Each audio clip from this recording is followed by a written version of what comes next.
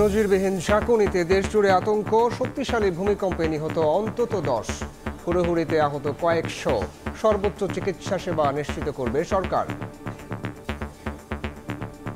আমি আমার লাইফে এরকম ভূমিকম্প কখনো দেখিনি। দৌড়ে বেরিয়েছি আমরা, অনেক ভয় পেয়েছি। উপরেতে ইটার চাপনগুলো সব নিচে পড়ে গেছে। যদি আজকে স্কুল না থাকতো তাহলে এখানে অনেক বাচ্চারা ভয়ে ওইখানে হয়তো স্ট্রোক করতো। মনে হচ্ছে হয়তো বিল্ডিংটা ভেঙে যাবে, আমরা হয়তো বাঁচতে পারবো না, হয়তো মারা যাচ্ছে, এরকম একটা অনুভূতি হচ্ছিল। মহিলারা যারা সব নামছে তারা সব চাপাতে পড়ে গেছে। আজকে যদি কোম্পানির গেটটা খোলা হতো তাহলে একটা লোক পদদলিত হতো না। সরকারি ঘটছে তাদের যাবতীয় চিকিৎসা যেন ভালোভাবে চিকিৎসাটা হয়। এবারের ভূমিকম্প বড় বিপদের আগাম সতর্কবার্তা, মত বিশেষজ্ঞদের সতর্কতামূলক পদক্ষেপ নেয়ার তাগিদ। শ্রীমঙ্গল, সিলেট এবং কি চিটাগং 7-এর কাছাকাছি মাত্রা ভূমিকম্প হতে পারে। আরো বড় মাত্রার ভূমিকম্প হলে এত বড় ডেভাস্টেশন হতে পারে, এটা কল্পনাতীত বিষয়। বারবার যে আমাদেরকে এই সতর্কবাণীটা দেয়া হচ্ছে, বিবেচনায় নিয়ে প্রস্তুতিটা নেওয়া দরকার। দেখছিলেন প্রধান শিরোনাম, রাতের সময়ের সঙ্গে আছি আমি সাইফুল রুদ্র। এবার অন্যান্য শীর্ষ সংবাদ।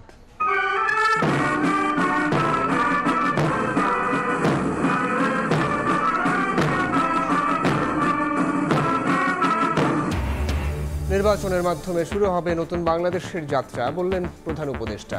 সেনাকুঞ্জে রাজনীতিকদের মিলন মেলা, হাস্যোজ্জ্বল চেহারায় বেগম জিয়ার শুভেচ্ছা বিনিময়। নির্বাচন বানচালে পুরনো কায়দায় মাঠে নেমেছে পতিত আওয়ামী লীগ, অভিযোগ বিএনপির। এবার ভোট ডাকাতির চেষ্টা হলে কঠিন পরিণতির হুঁশিয়ারি জামায়াতের। তত্ত্বাবধায়ক সরকার ব্যবস্থা ফেরার মধ্য দিয়ে নির্বাচনের আস্থা ফিরবে জনগণের, মত বিশেষজ্ঞদের। কাঠামো টেকসই না হলে রূপ নিতে পারে ফ্যাসিবাদে। নিরাপত্তা উপদেষ্টার ভারত সফরে সম্পর্ক স্থিতিশীল করার সুযোগ দেখছেন বিশ্লেষকরা। দিল্লিকে ইতিবাচক বার্তা দেবে ভুটানের প্রধানমন্ত্রীর সফরও।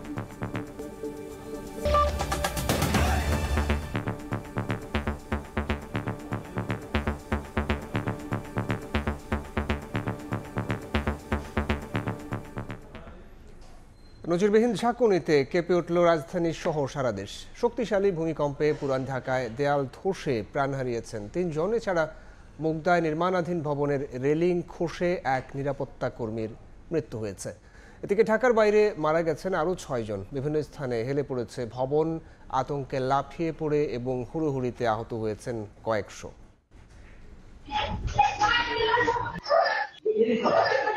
শুক্রবার সকাল 10:38 হঠাৎ কেঁপে ওঠে পুরো দেশ। রাজধানী সহ বিভিন্ন স্থানে অনুভূত হয় শক্তিশালী ভূমিকম্প। তীব্র ঝাঁকুনিতে পুরান ঢাকার বংশালের কসাইটুলিতে একটি ভবনের সানসেট ভেঙে পড়ে রক্তাক্ত হন 3 জন পথচারী। স্থানীয়রা তাদের মিডফোর্ড হাসপাতালে নিলে চিকিৎসক মৃত ঘোষণা করেন। দৌড়ে বেরিয়েছি আমরা, অনেক ভয় পেয়েছি আমরা। যদি আজকে স্কুল না থাকতো তাহলে এখানে অনেক বাচ্চারা ভয়ে ওইখানে হয়তো স্ট্রোক করতো। এই পর্যন্ত 20 পেশেন্ট আসছে এবং 3 জন ব্রড ডেড পেশেন্ট আসছে। তার মধ্যে আমাদের এই সলিমুল্লাহ মেডিকেল কলেজের একজন স্টুডেন্ট, 2য় বছর ছাত্র রাফিউল ইসলাম। এই ঘটনায় উৎসুক জনতা ভিড় করেন ঘটনাস্থলে। পরিস্থিতি নিয়ন্ত্রণে কাজ করে পুলিশ, সেনাবাহিনী ও ফায়ার সার্ভিস। ভূমিকম্পের কারণে সাথে রেলিংটা পথচারীর গায়ের উপর পড়ে, যার কারণে আন্দাজ পড়ে উপস্থিত সাধারণ জনগণ তাদের ভাষ্যমতে 3 জন লোক সাধারণত এফেক্টেড হয় এবং উপস্থিত সাধারণ জনগণ তাদেরকে উদ্ধার করে দ্রুত মিডফোর্ড হাসপাতালে নিয়ে যায়। শুধু বংশালে নয়, রাজধানীর খিলগাঁও, বাড়িধারা সহ বিভিন্ন এলাকায় ভূমিকম্পের প্রভাবে বেশ কিছু ভবন হেলে পড়ে। এর আগে এত বড় ভূমিকম্প দেখেননি বলে জানান বাসিন্দারা। এত বড় ভূমিকম্প আমি দেখি নাই। এটা এত বড় ভূমিকম্প আমি অনেক অনুভব হচ্ছে। আমার বাসায় তো কান্না রোল পড়ে গেছে। অনেকে লাভ দিছে, 5 থেকে 6 জনের মতো। সবাই ঢাকা মেডিকেল, আমরা সবাই তাদের সহযোগিতা করে স্টাফরা সবাই ঢাকা মেডিকেলে। এদিকে ভূমিকম্পে শাহজালাল আন্তর্জাতিক বিমানবন্দরের 2 নম্বর টার্মিনালের সংযোগ সড়কের উপরের ছাউনির 8টি কংক্রিটের বিমের পোলেস্তারা খসে পড়ে। তবে কোনো হতাহতের ঘটনা ঘটেনি। ভূমিকম্পে আতঙ্কে ভবন থেকে লাফিয়ে পড়ে ও তড়িঘড়ি করে নামতে গিয়ে আহত হয়েছেন 2 শতাধিক। ঢাকার বিভিন্ন প্রান্ত থেকে তাদের আনা হয়েছে ঢাকা মেডিকেল ও পঙ্গু হাসপাতালে। এই 2 হাসপাতালে চিকিৎসাধীন আহতদের শারীরিক অবস্থা পরিদর্শনে যান স্বাস্থ্য উপদেষ্টা। বলেন, আহতদের সুস্থ হতে সব ধরনের সহযোগিতা করবে সরকার। সরকারি খরচে তাদের যাবতীয় চিকিৎসা যেন ভালোভাবে চিকিৎসাটা হয়, তো সেই মেসেজটা আমরা সবাইকে দিয়েছি। যে কোনো দুর্যোগে সরকারকে এই দায়িত্বটা, হাসপাতালগুলোকে এই দায়িত্বটা পালন করতে হবে। ভূমিকম্পের উৎপত্তি স্থল ছিল নরসিংদীর ঘোড়াশাল ও মাধবদীর মাঝামাঝি এলাকায়। মাত্রা ছিল 5.7। ভূপৃষ্ঠ থেকে 10 কিলোমিটার গভীরে হয় এ ভূমিকম্প। আয়েশা সিদ্দিক সামিয়া, সময় সংবাদ, ঢাকা। পুরান ঢাকার বংশালে কসাইটুলিতে মাংস কিনতে গিয়ে ভূমিকম্পে প্রাণ যায় বাবা ছেলের। একই রাস্তায় প্রাণ হারিয়েছেন সলিমুল্লাহ মেডিকেল কলেজের শিক্ষার্থী রাফি। তার আহত মা এখনও জানেন না ছেলের মৃত্যুর খবর। আয়েশা সিদ্দিক সামিয়ার আরও একটি রিপোর্ট।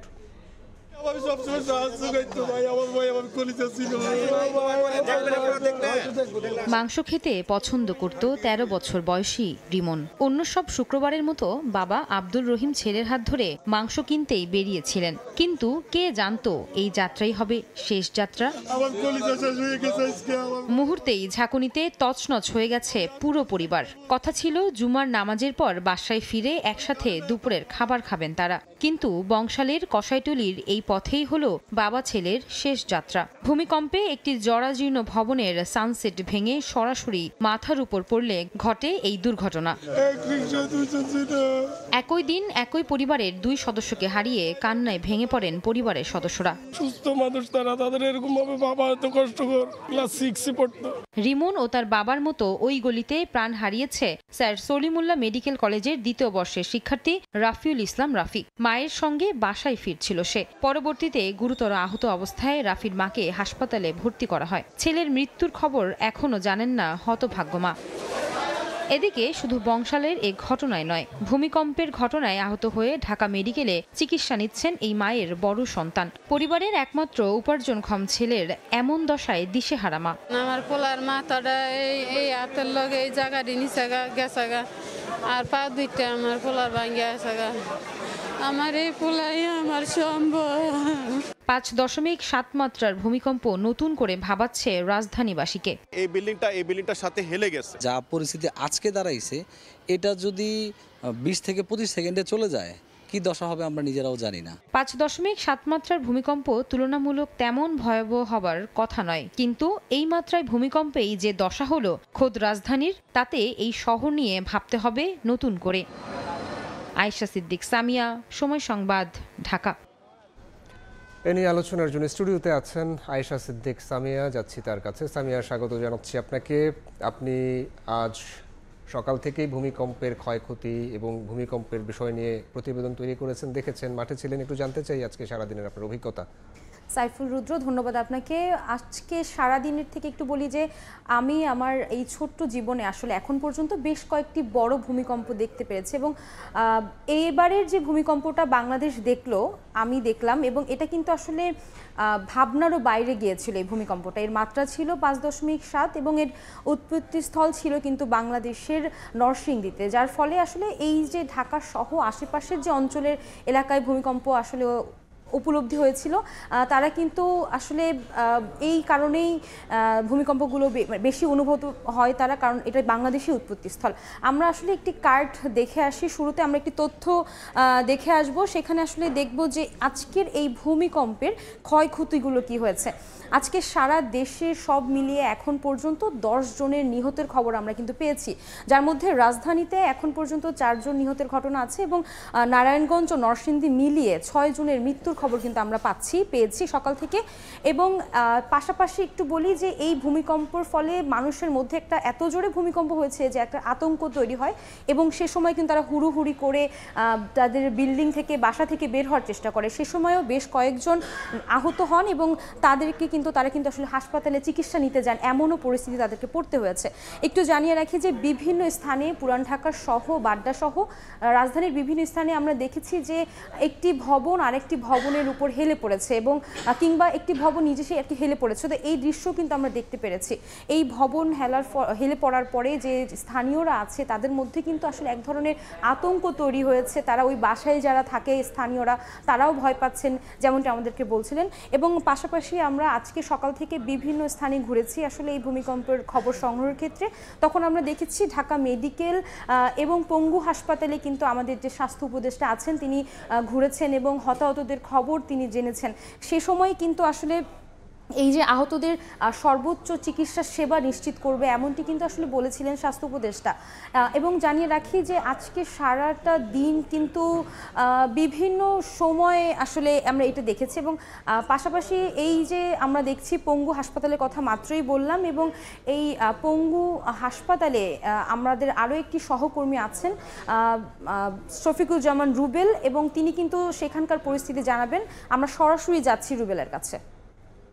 আজকের যে ভূমিকম্প হয়েছে সেই ভূমিকম্পের ঝাঁকুনিতে যতটানা ভবনগুলোর ক্ষয়ক্ষতি হয়েছে তার থেকে অনেক বেশি আতঙ্কিত হয়ে গেছে পুরো বাংলাদেশের মানুষ এবং এই আতঙ্কিত হওয়ার ফলেই মূলত মানুষ অনেক বেশি আহত হয়। আমি হসপিটালে রয়েছি পঙ্গু হাসপাতালে, সেইখানে যারা রোগী রয়েছেন অধিকাংশ রোগী আপনি দেখতে পাচ্ছেন অধিকাংশ রোগী পা ভেঙে গেছে, হাত ভেঙে গেছে এবং তাদের সাথে কথা বলে আমরা যেমনটা জানতে পেরেছি যে এই অধিকাংশ রোগীরাই যখন এইরকম প্রচণ্ড লেভেলে ঝাঁকুনি দেয় ভবনগুলো তখন তারা দৌড়ে যে যার মতো করে যখন নিরাপদ স্থানে পৌঁছাতে চান তখনই মূলত এই আহতের ঘটনা তারা ঘটেন। এবং অনেকে বলছিলেন যে একতলা দোতলা থেকে অনেকে লাফ দিয়েছেন, সেই লাফ দেওয়ার ফলে কিন্তু পা ভেঙে গেছেন। অনেকে আবার বলছিলেন যে ঘরের যে আসবাবপত্র সেই আসবাবপত্র পরে হাত পা ভেঙে গেছে। এরকম দৃশ্য কিন্তু হসপিটালগুলোতে আমরা দেখতে পাচ্ছি। পঙ্গু হাসপাতালে যদি বলি যে পঙ্গু হাসপাতালে ভূমিকম্পের ঘটনার পরেই যখন বেলা বাড়তে থাকে ধীরে ধীরে কিন্তু রোগীর চাপ বাড়তে থাকে। একটা সময় আমরা দেখেছি যে পুরো যারা চিকিৎসক যারা নার্স রয়েছেন তারা কিন্তু হিমশিম খাচ্ছিলেন। সেই যে এই যে তোড়জোড় সেই তোড়জোড়টা কিন্তু আমরা রাত অবধি দেখেছি। এখনও দেখতে পাচ্ছি যে দেশের বিভিন্ন প্রান্ত থেকে দু একজন রোগী কিন্তু আসছেন এবং অধিকাংশ যেই আহত তারা কিন্তু এই রাজধানী এবং আশেপাশে যারা তারাই আহত হয়েছেন। এবং আপনাকে যেমনটা বলছিলাম যে মাত্র 5.7 মাত্রার ভূমিকম্প, এই ভূমিকম্পে যেই পরিমাণ ধ্বংসলীলা চালাতে পারে সেটা কিন্তু ঘটেনি।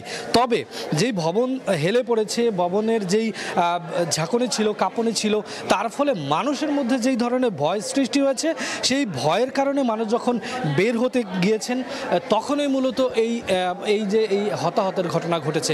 পুরো দেশব্যাপী এই ভূমিকম্পে 10 জন নিহত হয়েছে আপনারা জানেন এবং এই হসপিটালগুলোতে পুরো দেশের মধ্যে আমরা জানি যে শতাধিক প্রায় 200-300 লোক কিন্তু আহত হয়ে বিভিন্ন হাসপাতালে রয়েছেন। তো সব মিলিয়ে হসপিটাল থেকে এই ছিল এই মুহূর্তে আমার কাছে। জি রুদ্র, দেখছিলাম আসলে পঙ্গু হাসপাতালের অবস্থা কিন্তু এখনো ভয়াবহ। সকালে যারা আহত হয়েছেন তারা এখনো চিকিৎসা নিচ্ছেন এবং বিভিন্ন দেহের অঙ্গে কিন্তু তারা আসলে ব্যথা পেয়েছেন আমরা দেখছি। ভূমিকম্পের ঝুঁকি নিয়ে নিশ্চয়ই বিশেষজ্ঞরা কিছু মতামত দিয়েছেন, আমরা সেগুলো জানবো। জি রুদ্র ঠিকই বলেছেন। আমরা আজকে সকালেই কিন্তু তৎক্ষণাৎ কয়েকজন বিশেষজ্ঞের সাথে কথা বলেছি, তারা কিন্তু একটি আমাদেরকে সতর্ক বার্তা দিয়েছেন। আমরা শুরুতেই আজকে যাব আমাদের একজন সহকর্মী উম্মে হানি, তিনি একটি প্রতিবেদন করেছে, চলে যাব সেই প্রতিবেদনে। রাজধানীবাসীর জন্য ছুটির দিনের সকালটা শুরু হলো ভয়াবহ আতঙ্কের মধ্যে দিয়ে। ভূকম্পনের মাত্রা ছিল 5.7, কিন্তু অনুভবটা ছিল অনেক বেশি। উৎপত্তিস্থল নরসিংদীর মাধবদী। ভূতত্ত্ববিদরা বলছেন 3টি সক্রিয় ফল্ট লাইনের উপর অবস্থান করছে বাংলাদেশ। হিসাব বলছে এই অঞ্চলে যে কোনো সময় হতে পারে বড় মাত্রার ভূমিকম্প। আজকের 5.7 মাত্রার কম্পনও তাই বড় বিপদের আগাম ইঙ্গিত হতে পারে বলেও মত তাদের। বাংলাদেশের ভিতরে অভ্যন্তরে যদি বলি তাহলে বাংলাদেশের অভ্যন্তরে 7 বা 7-এর কাছাকাছি মাত্রার ভূমিকম্প হতে পারে। নরসিংদী ভূতাত্ত্বিকভাবে বার্মা প্লেট ও ইন্ডিয়া প্লেটের সংযোগ স্থলের মাঝামাঝি অবস্থান করায় সেখানে সহজেই ভূকম্পন সৃষ্টি হতে পারে। আজকের ভূমিকম্প মাত্রা 10 কিলোমিটার গভীরতায় 5.6 মাত্রায় সংঘটিত হয়েছে। বিশেষজ্ঞরা বলছেন সাবডাকশন জোনে ইতিমধ্যে 8.2 থেকে 9.2 মাত্রার শক্তি জমা আছে, যা যে কোনো সময় মুক্তি পেলে ঘটতে পারে বড় ধরনের কম্পন। ইন্ডিয়া এবং বার্মা প্লেটের যে সংযোগ যেটা অঞ্চল সেটাকে আমরা বলছি সাবডাকশন জোন এবং এই সাবডাকশন জোনে 8.2 থেকে 9 শক্তি সম্পন্ন ভূমিকম্পের শক্তি জমা হয়ে আছে। যে কোনো সময় এটা সংঘটিত হতে পারে এবং প্লেট দুটো যেহেতু আটকে রয়েছে তাই ভূমিকম্প আমরা সচরাচর দেখি না। আজকের যে ভূমিকম্প হলো সেটা হচ্ছে এই প্লেটটা আনলকড হওয়ার একটা প্রসেস তো ভবিষ্যতে সেই জন্য আরো আমাদের সতর্ক করে দিচ্ছে যে সামনে আরো ভয়াবহ ভূমিকম্প অপেক্ষা করছে। অন্যদিকে নগর পরিকল্পনাবিদরা বলছেন রাজধানীর বেশিরভাগ ভবন পূরণ করছে না ভূমিকম্প সহনশীলতার মানদণ্ড। বড় আকারের ভূমিকম্পে ধসে পড়বে দেশের বেশিরভাগ ভবন। বিশেষ করে রাজধানী ঢাকা ও বন্দরনগরী আছে সবচেয়ে ঝুঁকিতে। যে ভবনগুলো বানানো হচ্ছে তার স্ট্রাকচারাল স্ট্রেংথ ঠিক আছে কিনা, তার নির্মাণ কোয়ালিটি ঠিক আছে কিনা, এগুলো কোনোটাই কিন্তু সেই অর্থে নজরদারির মধ্যে নাই।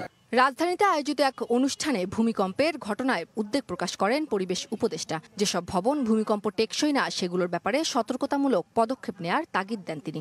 এত শক্তিশালীভাবে ভূমিকম্পটা আমরা এর আগে কখনো অনুভব করি নাই। বারবার যে আমাদেরকে এই সতর্কবাণীটা দেয়া হচ্ছে, এইটাকে তো আমাদের আসলে বিবেচনায় নিয়ে প্রস্তুতিটা নেওয়া দরকার। বিশেষজ্ঞরা বলছেন বড় ধরনের ঝুঁকি এড়াতে এখনই নিতে হবে দীর্ঘমেয়াদী পরিকল্পনা। এছাড়াও প্রয়োজন ভবনগুলোর নিরাপত্তা যাচাই। উম্মে হানি, সময় সংবাদ, ঢাকা। দেখছিলাম উম্মে হানির একটি বিশেষ প্রতিবেদন আজকের যে ভূমিকম্প হয়েছে সেই ভূমিকম্প নিয়ে। একটু জানতে চাই যে ভবন নির্মাণে যে সকল মানদণ্ড পূরণ করে ভবন নির্মাণ করা হয় সেগুলো আদৌ পূরণ করা হচ্ছে কিনা এ নিয়ে বিশেষজ্ঞ এবং নগরবিদরা কি বলছেন সেটা একটু জানাবেন। জি রুদ্র, আসলে আজকের যে পরিসংখ্যান আমরা দেখছি এবং এই যে মানুষের হতাহত আহতের ঘটনা দেখলেই আসলে আমরা বুঝতে পারি যে আজকে বিল্ডিংগুলোর এত ভয়াবহ দশা হয়েছে এবং মানদণ্ড মেনে ভবনগুলো নির্মাণ করা হচ্ছে না বিধায়ী আসলে ভবনগুলো খসে পড়ছে। কোনটার সানসেট খসে পড়ছেন, বিল্ডিংয়ের বিভিন্ন ইট কিন্তু খসে পড়ার চিত্র আমরা দেখেছি এবং যেগুলো কিন্তু ভয়াবহ। রাস্তা দিকে হেঁটে যাচ্ছে পথচারী, তাদের উপর ইট পড়ছে এবং তারা মারাও যাচ্ছেন, সেই চিত্র আমরা দেখেছি। এবং এই যে শঙ্কার কথা নগরবিদ ভূতত্ত্ববিদরা বলছেন সেটি কিন্তু আসলেই আমরা একটি তথ্যচিত্রের মাধ্যমে দেখে নিতে পারি। সেই তথ্যচিত্র যদি একটু দেখাই যে ভূমিকম্প ঝুঁকিতে আমাদের দেশ রয়েছে এবং এবারের ভূমিকম্প কিন্তু বড় ধরনের একটি বিপদ, আগাম বিপদের আসলে আশঙ্কা দিচ্ছে, সতর্ক বার্তা বলে আসলে মত দিয়েছেন ভূতত্ত্ববিদরা। এবং তারা কিন্তু বলছেন যে এই যে 5.7 মাত্রার ভূমিকম্প এবং এতে পুরো দেশ যেভাবে করে কেঁপে উঠেছে তাতে কিন্তু আসলে তারা বলছেন যে এটি ভবিষ্যতে আরও বড় ধরনের ভূমিকম্পর আকার ধারণ করতে পারে বলে তারা শঙ্কা দিয়েছেন। পাশাপাশি যদি একটু দেখাই বেশিরভাগ ভবনই কিন্তু ভূমিকম্প সহনশীলতার মানদণ্ড পূরণ করছে না বলে দাবি করছেন নগর পরিকল্পনাবিদ। তারা কিন্তু বরাবরই আসলে বলে আসছেন এবং আমি নিজেও যেহেতু পুরান ঢাকায় সকাল থেকে ছিলাম, কি ধরনের ব্যবস্থা বলছেন যে সহনশীলতার যে মানদণ্ডটি রয়েছে সেটি মেনে যাতে ভবন নির্মাণ করা হয় সেটি নিশ্চিত করার জন্য তারা কিন্তু যে প্রশাসক রয়েছেন তাদেরকে জোর দিয়েছেন। এবং পাশাপাশি একটু যদি বলি যে এখনই তারা আসলে সতর্কতামূলক যাতে পদক্ষেপ নেয় সংস্থাগুলো বিভিন্ন যারা আছে এবং সরকারি থেকে যাতে পদক্ষেপ নেওয়া হয় সেটাই কিন্তু তারা আসলে দাবি জানিয়েছেন। তো রুদ্র, এই ছিল আসলে ভূমিকম্পর যে আমাদের আজকে সার্বিক পরিস্থিতি সেটি নিয়ে একটি সত্য। আপনাকে ধন্যবাদ। ধন্যবাদ। আমাদের সঙ্গে যুক্ত হয়েছিলেন সহকর্মী আয়েশা সিদ্দিক। সামিয়া, শুনছিলাম ভূমিকম্প নিয়ে বিশেষজ্ঞদের মতামত এবং সারা দিনের খবরগুলো। আগামী জাতীয় সংসদ নির্বাচনের মাধ্যমে শুরু হবে নতুন বাংলাদেশের যাত্রা। সশস্ত্র বাহিনী দিবসে সেনাকুঞ্জে সংবর্ধনা অনুষ্ঠানে একথা বলেন প্রধান উপদেষ্টা। গণতন্ত্র অক্ষুণ্ণ রাখতে এবারের ভোটকে গুরুত্বের সঙ্গে বিবেচনায় সেনাবাহিনীর প্রতি আহ্বান জানান তিনি। অনুষ্ঠানে যোগ দেন বিএনপি চেয়ারপারসন বেগম খালেদা জিয়া সহ বিভিন্ন রাজনৈতিক দলের শীর্ষ নেতা। রাজনীতিকদের মিলন মেলায় পরিণত হয় সেনাকুঞ্জে সংবর্ধনা অনুষ্ঠান। এ সময় কুশল বিনিময়ের পাশাপাশি বেগম জিয়ার সঙ্গে একান্ত বৈঠক করেন ডক্টর ইউনূস। সশস্ত্র বাহিনী দিবসে বিকেল 4:30টার দিকে সেনাকুঞ্জে প্রবেশ করেন বিএনপি চেয়ারপারসন বেগম খালেদা জিয়া। এ সময় তিনি আমন্ত্রিত অতিথিদের হাত নেড়ে শুভেচ্ছা জানান। পুরো সেনাকুঞ্জে তখন তৈরি হয় উৎসব মুখর পরিবেশের। প্রধান উপদেষ্টা ডক্টর মোহাম্মদ ইউনূস বেগম জিয়াকে স্বাগত জানান। কুশল বিনিময়ের পাশাপাশি বেশ কিছুক্ষণ একান্ত আলাপ করেন তারা। খোঁজ খবর নেন বেগম জিয়ার শারীরিক অবস্থার। এদিন সেনাকুঞ্জে সংবর্ধনা অনুষ্ঠান যেন রাজনীতিকদের মিলন মেলায় পরিণত হয়। বিএনপি মহাসচিব মির্জা ফখরুল ইসলাম আলমগীর, দলটির স্থায়ী কমিটির সদস্য সালাহউদ্দিন আহমেদ, মির্জা আব্বাস, আমির খসরু সহ অন্যান্য নেতারা উপস্থিত ছিলেন। এছাড়া জামায়াতের আমির ডাক্তার শফিকুর রহমান, এনসিপির আহ্বায়ক নাহিদ ইসলাম, এবি পার্টির চেয়ারম্যান মুজিবুর রহমান মঞ্জু সহ শতাধিক রাজনীতিক মেতে ওঠেন খোশ গল্পে, সারেন রাজনৈতিক শলা পরামর্শ।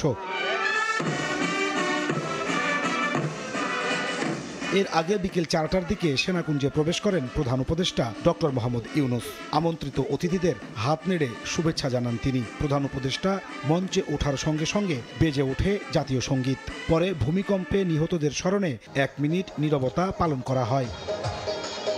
বক্তব্যের শুরুতেই প্রধান উপদেষ্টা জুলাই গণ অভ্যুত্থানে সেনাবাহিনীর ভূয়সী প্রশংসা করেন। বলেন, চলমান রাষ্ট্র সংস্কারেও ভূমিকা রাখছে সশস্ত্র বাহিনী।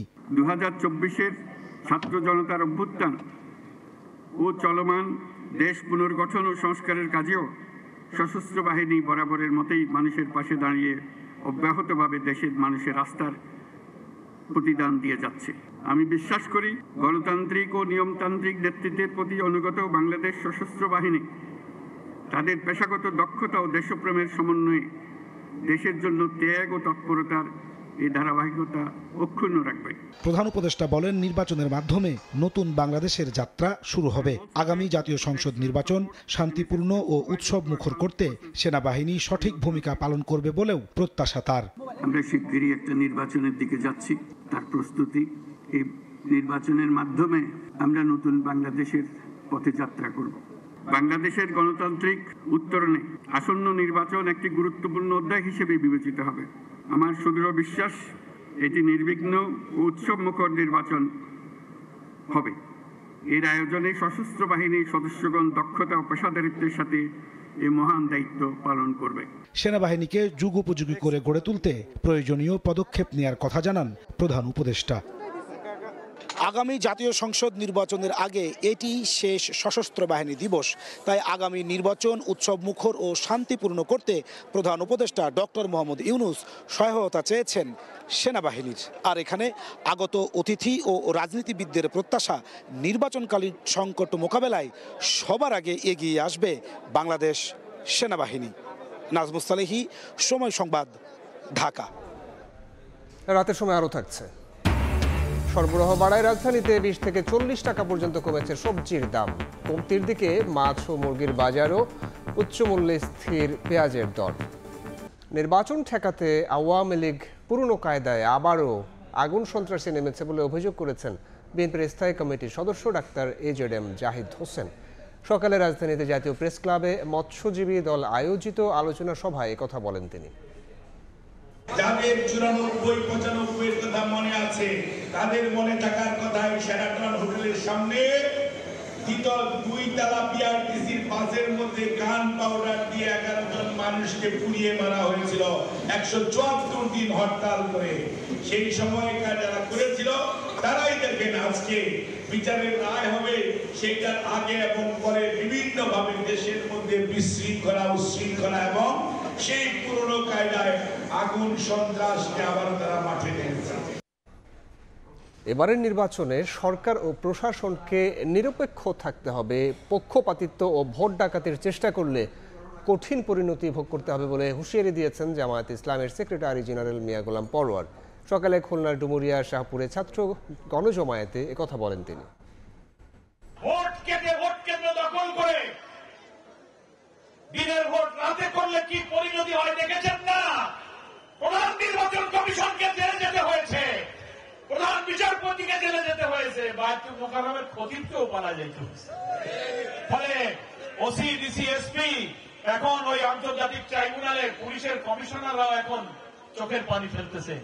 এবারের নির্বাচনে যদি ভোট ডাকাতির চেষ্টা করেন, আপনাদেরও কিন্তু ওই পরিণতি বরণ করতে হবে। গণতন্ত্রকে এগিয়ে নিতে তত্ত্বাবধায়ক ব্যবস্থা বাংলাদেশে সফল হয়েছে। এই ব্যবস্থা ফিরে আসার মধ্য দিয়ে নির্বাচনে আস্থা ফিরবে জনগণের, এমনটাই মনে করছেন রাষ্ট্রবিজ্ঞানী এবং আইন বিশেষজ্ঞরা। হাসান ওয়ালির প্রতিবেদন।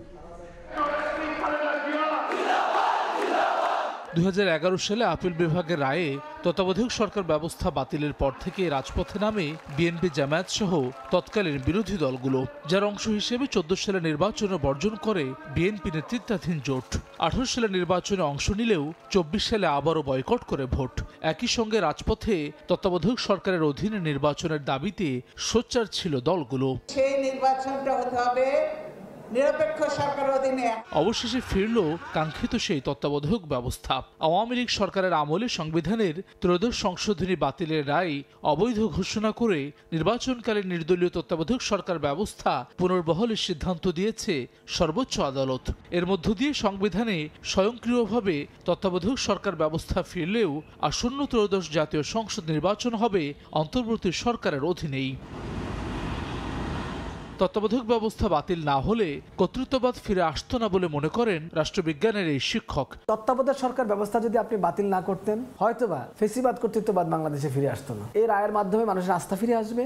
কিন্তু আমার কাছে মনে হচ্ছে যদি আপনি তত্ত্বাবধায়ক সরকার ব্যবস্থাকে টেকসই করতে চান, তাহলে আপনি এমন একটা কাঠামো তৈরি করতে হবে আপনাকে, যে কাঠামোটা আর কখনো নিজেও কর্তৃত্ববাদ বা ফেসিবাদকে ফিরিয়ে না আসে। সুপ্রিম কোর্টের এই জ্যেষ্ঠ আইনজীবীর মতে গণতন্ত্রকে এগিয়ে নিতে তত্ত্বাবধায়ক ব্যবস্থা বাংলাদেশে সফল হয়েছে। মানুষের কাছে এটা প্রমাণিত হয়েছে যে গণতন্ত্রকে এগিয়ে নেওয়ার জন্য নির্দলীয় তত্ত্বাবধায়ক সরকার ব্যবস্থা একটা সঠিক একটা মেকানিজম, যেটা বাংলাদেশে কাজ করেছে। আদালতের কাছে মূল বিবেচ্য বিষয় হচ্ছে আমাদের সাংবিধানিক মৌলিক কাঠামো কিনা নির্দলীয় তত্ত্বাবধায়ক সরকার ব্যবস্থা, যেটা আমরা আর্গুমেন্ট করেছি যে হ্যাঁ এটা মৌলিক কাঠামো গণতন্ত্রের স্বার্থে এবং আমাদের দেশের মানুষের ভোটাধিকারের স্বার্থে। তত্ত্বাবধায়ক সরকার ব্যবস্থা নিয়ে রাজনৈতিক দলগুলোর ঐকমত্য তৈরি হলেও এই সরকারের রূপরেখা নিয়ে ঐক্য তৈরি হয়নি। জুলাই জাতীয় সনদে তত্ত্বাবধায়ক সরকারের গঠন প্রক্রিয়ার কিছু অংশে নোট অফ ডিসেন্ট আছে বেশ কিছু রাজনৈতিক দলের। রাষ্ট্রের সংস্কার। হাসান ওয়ালি, সময় সংবাদ, ঢাকা। রাতের সময় আরও থাকছে।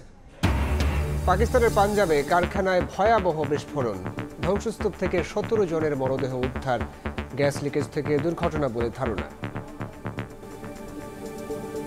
3 দিনের ব্যবধানে নিরাপত্তা উপদেষ্টা খলিলুর রহমানের ভারত সফর এবং ভুটানের প্রধানমন্ত্রী শেরিং তোকবের ঢাকা সফরকে দিল্লির সঙ্গে সম্পর্ক উন্নয়নের সুযোগ হিসেবে দেখছেন আন্তর্জাতিক সম্পর্ক বিশ্লেষকরা। শাতিলা শারমিনের রিপোর্ট। ছাত্র জনতার গণ অভ্যুত্থানের মুখে 2024 সালের 5 আগস্ট পালিয়ে ভারতে আশ্রয় নেন সাবেক প্রধানমন্ত্রী শেখ হাসিনা। তাকে আশ্রয় দেওয়ার পরেই ঢাকা দিল্লি সম্পর্ক উত্তপ্ত হতে শুরু করে। অন্তর্বর্তীকালীন সরকার তাকে ফেরত পাঠাতে চিঠি দিলেও এখনো পর্যন্ত কোনো উত্তর আসেনি দেশটি থেকে। সবশেষ 13 নভেম্বর মানবতা বিরোধী অপরাধের দায়ে আন্তর্জাতিক অপরাধ ট্রাইব্যুনাল শেখ হাসিনা এবং সাবেক স্বরাষ্ট্রমন্ত্রী আসাদুজ্জামান খানকে মৃত্যুদণ্ড দিলে প্রত্যর্পণ চুক্তির আওতায় তাদের ফেরত আনার কথা জানান কয়েকজন উপদেষ্টা। এমন প্রেক্ষাপটে বৃহস্পতিবার ভারতের দিল্লিতে কলম্বো নিরাপত্তা কনক্লেভের 7ম অধিবেশনে অংশ নেন উপদেষ্টা খলিলুর রহমান। এর আগে বুধবার দ্বিপাক্ষিক বৈঠকে অংশ নিয়ে ভারতের নিরাপত্তা উপদেষ্টা অজিত দোভালকে ঢাকা সফরের আমন্ত্রণ জানান তিনি। আন্তর্জাতিক সম্পর্ক বিশ্লেষকদের মতে এ বৈঠকে আসন্ন নির্বাচন ঘিরে দিল্লির শঙ্কা সহ নিরাপত্তা ইস্যুতে দুদেশের অবস্থান কতটা পরিষ্কার হলো তা ভবিষ্যৎ বলে দেবে। ইলেকশন ভারতের জন্য একটা গুরুত্বপূর্ণ বিষয় এবং সেই ক্ষেত্রে আমার মনে হয় যে এই বিষয়ে আলোচনা হবে। নিরাপত্তা জনিত কনসার্নগুলি আছে সেগুলি নিশ্চিতভাবেই ভারত তুলে ধরবে। বেশ কিছুদিন স্থবিরতার পরে নতুন করে একটা সম্পর্ক আবার স্বাভাবিক করার দিকে এগোনো যায় কিনা এই চেষ্টাটা হচ্ছে। গেলাম ধরে নিয়ে আসলাম ওরকম না, যে কারণে আপনাকে একটা প্রসেসের মধ্যে দিয়ে যেতে হবে, এটা সময় সাপেক্ষ। অন্যদিকে প্রধান উপদেষ্টার আমন্ত্রণে আরেকটি প্রতিবেশী দেশ ভুটানের প্রধানমন্ত্রী শেরিং তোকবে 3 দিনের রাষ্ট্রীয় সফরে 22 নভেম্বর ঢাকায় আসছেন। নির্বাচনের আগে ভুটানের প্রধানমন্ত্রীর এ সফরকে গুরুত্বপূর্ণ হিসেবে দেখছেন বিশ্লেষকরা। নির্বাচনের আগে এই ধরনের হাই লেভেল ভিজিট খুব স্বাভাবিকভাবেই বাংলাদেশের প্রতি যে ভুটানের একটা আস্থার জায়গা আছে খুব স্বাভাবিকভাবেই ফুটে উঠবে। ভুটান কিন্তু ভারতের সাথে পরামর্শ করে কাজ করে। ভারত আস্তে আস্তে অংশীদারিত্বের জায়গাটা আছে সেখানে বাংলাদেশকে আবার তারা দেখতে চায়। নিরাপত্তা উপদেষ্টার ভারত সফর এবং ভুটানের প্রধানমন্ত্রীর ঢাকা সফরকে দিল্লির সঙ্গে সম্পর্ক স্থিতিশীল করার সুযোগ হিসেবে দেখছেন আন্তর্জাতিক সম্পর্ক বিশ্লেষকরা। শাতিলা শারমিন, সময় সংবাদ, ঢাকা। রাজধানীর বাজারে কমেছে সবজি, মাছ ও মাংসের দাম। সপ্তাহ ব্যবধানে 20 থেকে 40 টাকা কমেছে সবজির দাম। কমতির দিকে মুরগির দামও। সাপ্তাহিক ছুটির দিন শুক্রবারে জমজমাট রাজধানীর কারওয়ান বাজার। সপ্তাহ ব্যবধানে সবজির দাম কমেছে 20 থেকে 40 টাকা পর্যন্ত।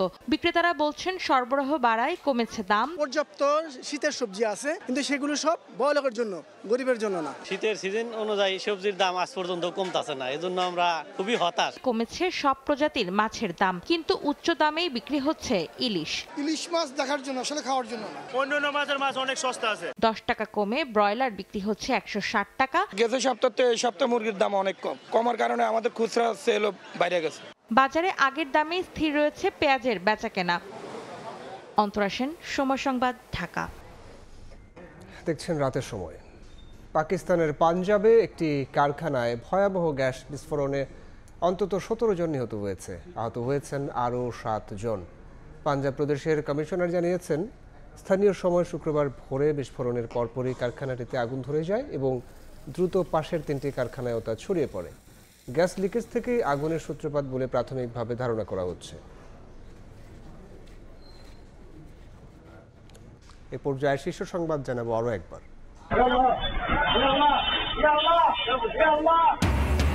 নজিরবিহীন ঝাঁকুনিতে দেশ জুড়ে আতঙ্ক, শক্তিশালী ভূমিকম্পে নিহত অন্তত 10, হুড়োহুড়িতে আহত কয়েকশো। সর্বোচ্চ চিকিৎসা সেবা নিশ্চিত করবে সরকার।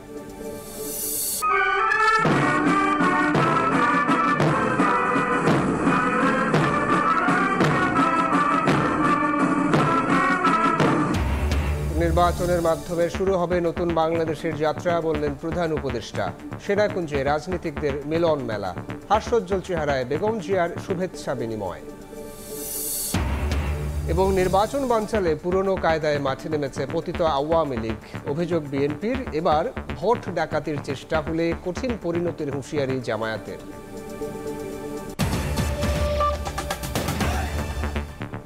এই ছিল রাতের সময়ে। এরপর দেখবেন সম্পাদকীয়। সঙ্গে থাকুন সময়ের।